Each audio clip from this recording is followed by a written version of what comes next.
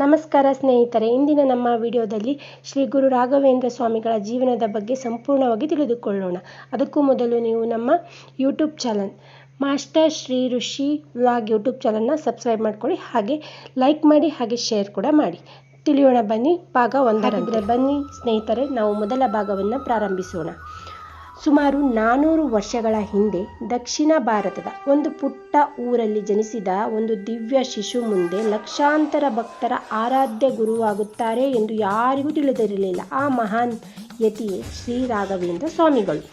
ನಮ್ಮ ಶ್ರೀ ಗುರು ರಾಘವೇಂದ್ರ ಸ್ವಾಮಿಗಳು ತಮಿಳುನಾಡಿನ ಭುವನಗಿರಿ ಎಂಬ ಪವಿತ್ರ ಪ್ರದೇಶದಲ್ಲಿ ಭಕ್ತಿಪರ ಬ್ರಾಹ್ಮಣ ದಂಪತಿಗಳಾದ ತಿಮ್ಮಣ್ಣ ಭಟ್ಟರು ಮತ್ತು ಗೋಪಿಕಾಂಬೆಯವರ ಮನೆಯಲ್ಲಿ ಶಿಶುವಾಗಿ ಜನನವಾದರು.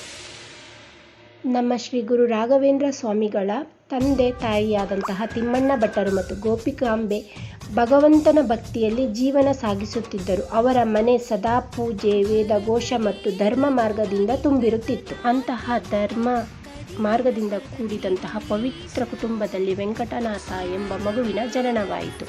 ಆ ದಿನ ಮನೆ ತುಂಬ ಸಂತೋಷ ಮತ್ತು ಭಕ್ತಿಯ ವಾತಾವರಣ ಆವರಿಸಿತು. ಬಾಲ್ಯದಿಂದಲೇ ನಮ್ಮ ವೆಂಕಟನಾಥರು ಸಾಮಾನ್ಯ ಮಗುವಾಗಿರಲಿಲ್ಲ. ಅವರು ಅತ್ಯಂತ ಚುರುಕಾಗಿ, ಶಾಂತ ಸ್ವಭಾವದಿಂದ ಮತ್ತು ಅಪೂರ್ವ ಬುದ್ಧಿಶಕ್ತಿಯಿಂದ ಎಲ್ಲರ ಗಮನ ಸೆಳೆಯುವಷ್ಟು ಅವರ ಬುದ್ಧಿವಂತಿಕೆ ಮತ್ತು ವ್ಯಕ್ತಿತ್ವ ಗಮನ ಸೆಳೆಯುತ್ತಿತ್ತು. ಇಷ್ಟೆಲ್ಲ ಒಳ್ಳೆಯ ವ್ಯಕ್ತಿತ್ವ ಹೊಂದಿದ ಬಾಲಕನಿಗೆ ಸರಿಯಾದ ವಯಸ್ಸಾದ ನಂತರ ವೆಂಕಟನಾಥರು ಗುರುಕುಲಕ್ಕೆ ಸೇರಿದರು. ಅಲ್ಲಿ ವೇದ, ಉಪನಿಷತ್ತುಗಳು, ವ್ಯಾಕರಣ ಮತ್ತು ಶಾಸ್ತ್ರಗಳ ಶ್ರದ್ಧೆಯಿಂದ ಅಭ್ಯಾಸ ಮಾಡತೊಡಗಿದರು.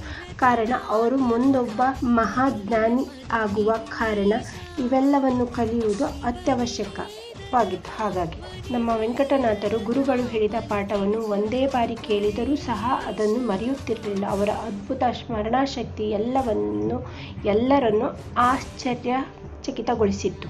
ಅಧ್ಯಯನದ ಜೊತೆಗೆ ವೆಂಕಟನಾಥರ ಹೃದಯದಲ್ಲಿ ಶ್ರೀಹರಿ ಮೇಲಿನ ಭಕ್ತಿ ದಿನದಿಂದ ದಿನಕ್ಕೆ ಹೆಚ್ಚುತ್ತಿತ್ತು.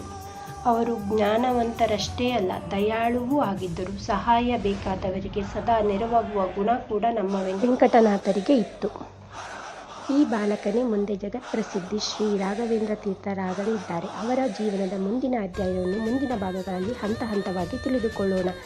ಈಗ ಶ್ರೀ ರಾಘವೇಂದ್ರ ಸ್ವಾಮಿಗಳ ಸಂಪೂರ್ಣ ಜೀವನ ಕಥೆ ಭಾಗ 1, ಜನನ ಮತ್ತು ಬಾಲ್ಯ. ಈ ವಿಡಿಯೋ ನಿಮಗೆ ಇಷ್ಟವಾಗಿದ್ದರೆ ಮಾಸ್ಟರ್ ಶ್ರೀ ಋಷಿ ವ್ಲಾಗ್ ಯೂಟ್ಯೂಬ್ ಚಾನಲ್ನ ಸಬ್ಸ್ಕ್ರೈಬ್ ಮಾಡ್ಕೊಳ್ಳಿ, ಹಾಗೆ ನಿಮ್ಮ ಸ್ನೇಹಿತರೊಂದಿಗೆ ಹಂಚಿಕೊಳ್ಳಿ, ಲೈಕ್ ಮಾಡಿ, ಹಾಗೆ ಕಾಮೆಂಟ್ಸ್ ಮಾಡಿ.